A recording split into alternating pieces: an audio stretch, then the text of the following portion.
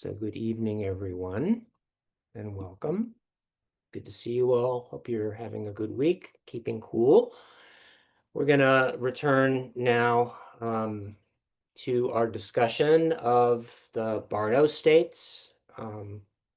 But before we do, as we customarily are taken to do before we receive Dharma talks, is to take a moment, calm our minds, empty any mundane thoughts that we may be having. Well, that's probably not happening right now since we just spent some time meditating. Nevertheless, something popped into your head, we can just breathe, release it,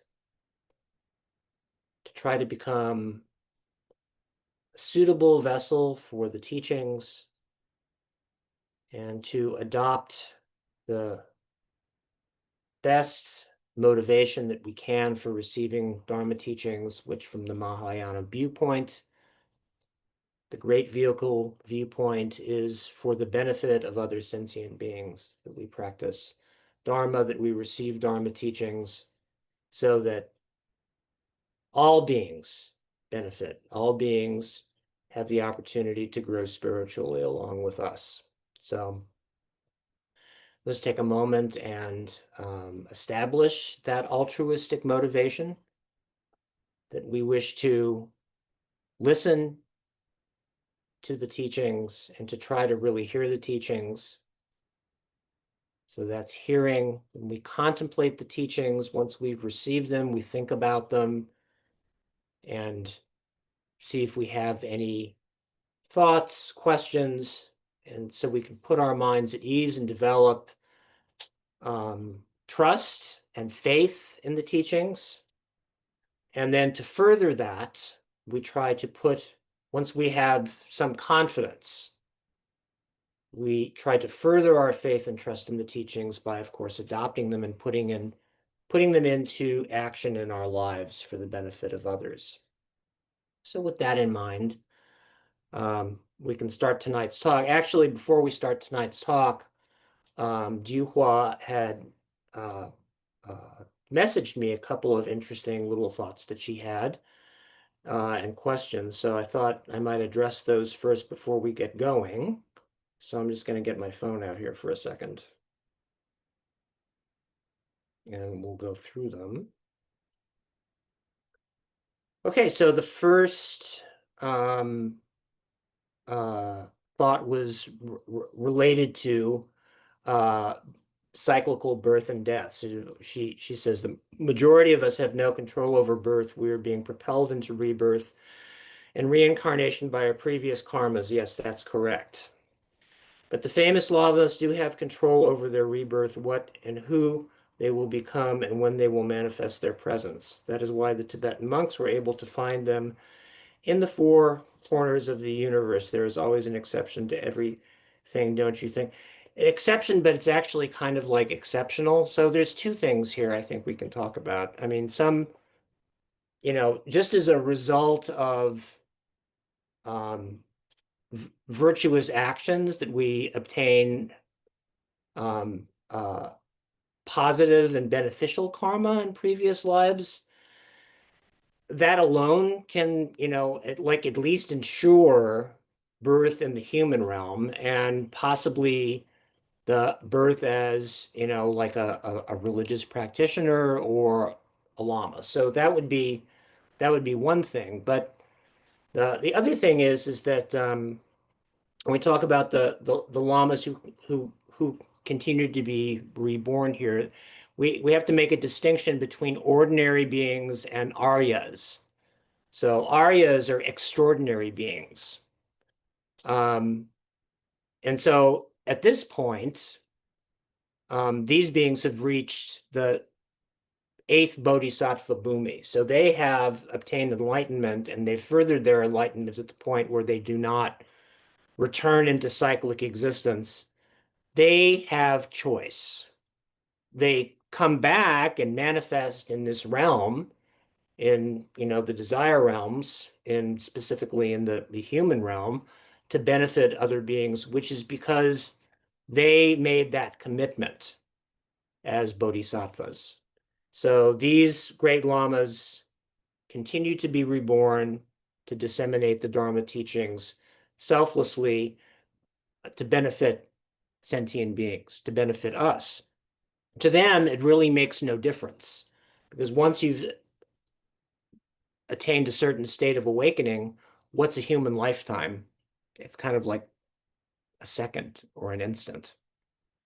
So, so there's that. And then previously we learned about the Eightfold Path, and even though they are listed in a certain order in the Dharma, does not mean we have to achieve path one to get to path two. So with the 6 stages of the Bardo, do they happen in the same way? No exact order is listed. So the Eightfold Path um, is similar to the 6 paramitas. These are not listed in any particular order, although you could make the case maybe from the Eightfold Path of the first one, the view is the basis on the which the we would want to practice the other uh, uh, uh, parts of the Eightfold Path. So view itself is this kind of appreciation of the first half of the Four Noble Truths. What are the Four Noble Truths? You know, some people don't have exposure. They don't even understand that there's a reason to practice the Eightfold Path. So the view is to understand that there is a reason to practice it.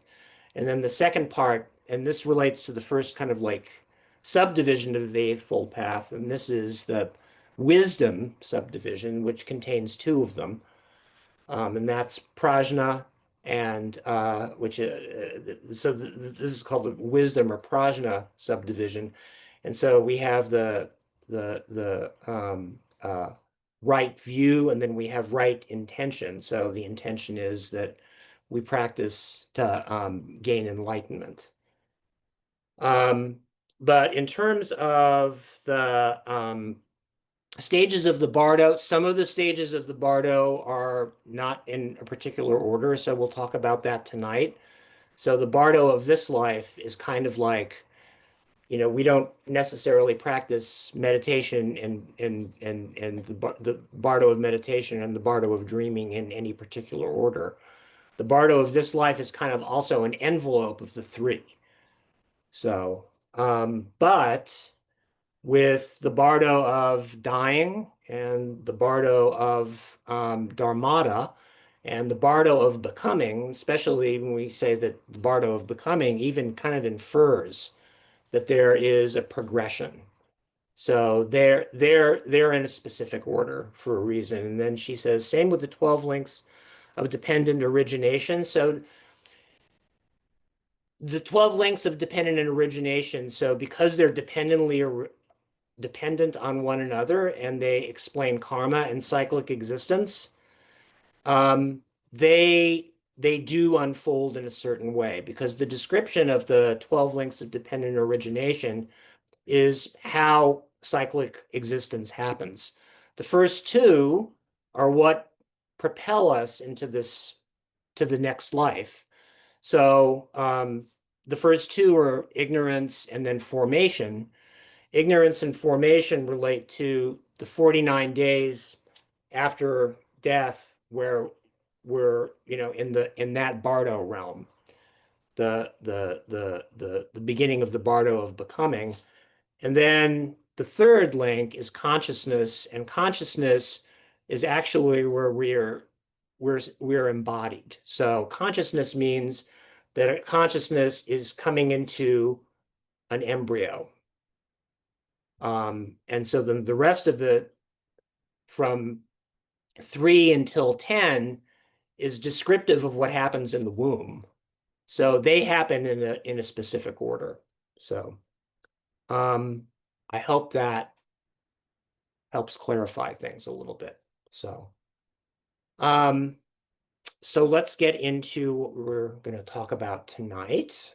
And that was, you know, we're kind of like going back to again, the Bardo states and the relationship to karma, samsaric existence, and karma, samsaric existence, cyclic existence, tantamount to the 12 links of dependent origination.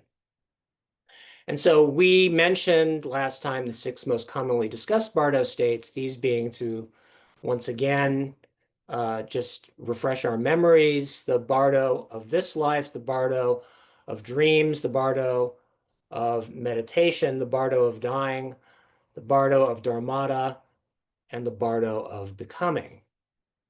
And we talked about the concept of a Bardo state and what really defines the term. So again, Bardo means intermediary or in-between state.